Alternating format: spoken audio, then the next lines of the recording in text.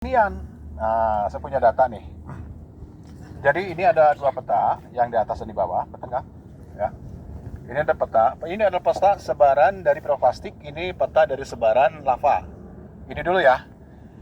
Ini adalah peta sebaran kegiatan letusan. Ini Gunung Sunda ya, teman-teman semuanya ya. Jadi lingkarnya itu ya mengisi sebagian besar di utara, kemudian ke arah selatan, dibatasi oleh sesar lembang. Nah, bagaimana sesar lembang bisa terbentuk? Ada tiga pengertian, ada tiga teori. Satu, ketika ini gunung meletus, kan kosong ya bagian bawahnya, karena dilontarkan semuanya, akhirnya dia ambruk. Ya, dia ambruk tuh, jatuh. Sini ambruk, kemudian terbentuk ada segmen seperti ini memanjang. Itu satu. Yang keduanya itu berkaitan dengan tektonik, yang tadi ini pergangan. Jadi arah sini ke arah sini tarik semuanya tuh. Ya, apa yang terjadi karena bloknya itu ada yang naik, ada yang turun. Ya. Dan kemudian berikutnya ini adalah bagian dari batasnya kaldera Sunda yang mengatakan seperti itu. Jadi Gunung Sesar Lembang itu pasti berkaitan dengan kegiatan letusan Gunung Sunda. Gitu kurang lebih teman-teman semuanya. Ya. Nah, ini warna orange dan warna merah ini adalah ketika Gunung Sunda meletus sekitar 105.000 tahun yang lalu. Ini adalah produk ya, bahkan lebih tua lagi sampai 500 sampai 205.000 tahun yang lalu. Ini terjadi dua kali kegiatan. Satu adalah Gunung Prasunda, satu lagi adalah Sunda. Ya. Yang merah ini ya sebaran Griffith Cisarua. Yang merah ini dari kegiatan Prasunda. Kemudian yang Manglaya warna jingga ini adalah kegiatan Sunda. Jadi ada dua gunung api ya. Prasunda meletus, selesai, bangun lagi yang baru, nama Gunung Sunda, meletus lagi. Ini produknya. Ya. Di mana produknya? Jadi kalau kita jalan-jalan ke daerah Dago ya, ada terowongan ya, ada gua yang diterobos oleh Belanda saat itu untuk terowongan air. Dan kemudian ketika Jepang masuk digunakan untuk kebutuhan perlindungan. Jadi ada dua sistem gua.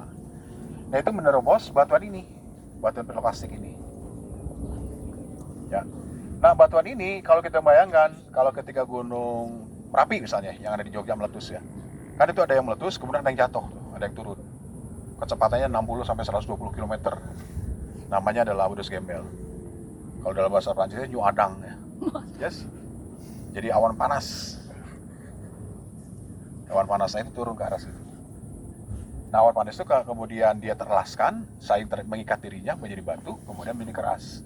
Makanya digunakan ini menjadi terowongan yang ada di daerah Tahura. Gitu ya, teman-teman semuanya ya. Nah, ini adalah lavanya. Ini adalah episode pertama, ini episode kedua. Ini dari produknya Gunung Tawon Barahu yang saya cerita tadi, lavanya. Lavanya kemana larinya? Ini yang warna biru ini. Nah, ini lembah Maribaya, ini Cimahi. Ini adalah Maribaya. Jadi ada mengisi bagian Cimahi dan ada mengisi bagian Maribaya. Jadi kalau kita jalan-jalan ke Curug Cimahi kan ada lavanya tuh menggantung ya. Nah, itu adalah dari lavanya 40.000. Gitu ya. Nah, ini teman-teman semuanya, ketika ini gunung ini meletus, setara dengan yang namanya Plinian sampai ultra Plinian. Ya, Plinian sampai Plinian. Berapa tuh ketinggiannya? Antara 30 sampai 50. Jadi kalau ketika gunung ini meletus, si kolom asapnya itu membumbung tinggi itu sampai 30 sampai 50. Tinggi sekali. Gelap semuanya di mana-mana. Ya, berapa material dikeluarkan ini sampai 10 ya, 10 km persegi. Lontarkan ke arah mana-mana, 10 sampai 100 km persegi. Ini produknya ini ya, ini produknya. Terus ini produk. Tapi ini adalah letusan lavanya, adalah lavanya. Gitu ya teman-teman semuanya ya. Jadi kesimpulannya apa? Gunung Prasunda dan Sunda itu pernah meletus hebat. Ya, produknya itu adalah kelasnya kelas Plinian sampai ultra Plinian. Letusannya seperti ini. Nah, ntar lagi dilipat. Nah, ini para ahli sudah dating nih, ya. Jadi ini sebagai bahan pegangan teman-teman barangkali ya untuk melihat. Jadi kalau kita lihat dari bawah sini ya, kalau misalnya ini gunung itu kan menerobos sifatnya ya. Di bawah bumi kita itu ada magma. Ada magma yang naik ke atas, dia mencari celah. Ketika celahnya diberikan ya, apa itu melalui sesar atau memang ada bidang rekahan, kemudian si magma naik ke atas. Ketika naik ke atas terbentuknya namanya adalah gunung api. Apa yang diterobos berarti ya? Batuan apa yang diterobos? Ternyata batuannya ada batuan tersier, batuan sedimen tersier. Ya, umur tua. Umurnya berapa? Sekitar 3 juta tahun yang lalu. Jadi bayangkan ya, yang pertama kali yang terjadi dengan Pulau Jawa itu adalah endapan sedimen tersier dulu. Ya batu andesit itu seperti batu pasir ya, batu lempung. Jadi endapan dari kegiatan pengendapan di bawah permukaan laut.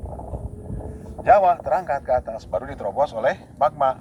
Magma kemudian mencari bidang lemah, muncul, kemudian terbentuklah gunung api. Gitu ya konsepnya. Nah kemudian ketemu dengan Prasunda. Ini Pak Sunardi dan Kimuraju sudah mendetik yang Prasunda ini andesit ini adalah sekitar 1,1 ya. Dan kemudian yang Sunda andesit ini sekitar 560.000. Jadi 0,56 itu adalah dalam bentuk million ya, million years ago. Jadi sekitar 500, jadi kan 0 ya, 0,56, jadi sekitar 560.000 tahun yang lalu. Si batuan ini, ya tuh, yang batuan gunung batu itu, umurnya ini, ya, ini udah dating sama dia tuh. Nah, sudah preoklastiknya, yang ini, yang tadi di atas itu, sekitar 62, ya. Kemudian yang ini, yang lava ini umurnya yang itu adalah 40.000. Gitu teman-teman semuanya. Ketemu ya?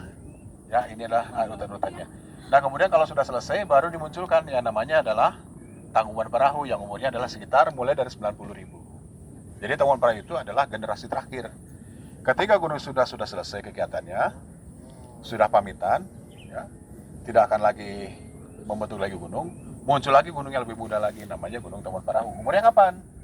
Ini mulai muncul sekitar 90 ya, 99 ya, 9.000 ya, 9.000 tahun yang lalu.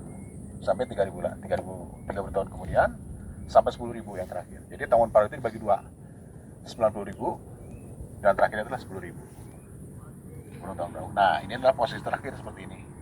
Ya ini adalah sebaran batuan dari Gunung Tangkuban Perahu. Di sini tadi kan teman-teman waktu naik kan ke atas ya, kan melihat ada gunung Tangkuban Perahu itu bentuknya seperti perahu. Sedangkan para ahli bahwa sudah confirm kalau yang namanya Gunung Tangkuban Perahu itu seharusnya bentuknya kerucut karena gunung api strato yang berlapis, endapan lava, piroklastik, lava piroklastik. Tetapi kenapa bentuknya seperti perahu? Nah, karena kalau kita lihat di sini, ya ini kawahnya ya, kelihatan teman-teman semuanya ya. Ada kawah pertama, kawah kedua, kawah ketiga, dan seterusnya ke arah sini. Jadi ini barat, ini timur, ya. Jadi dia memotong, jadi dari barat ke arah timur.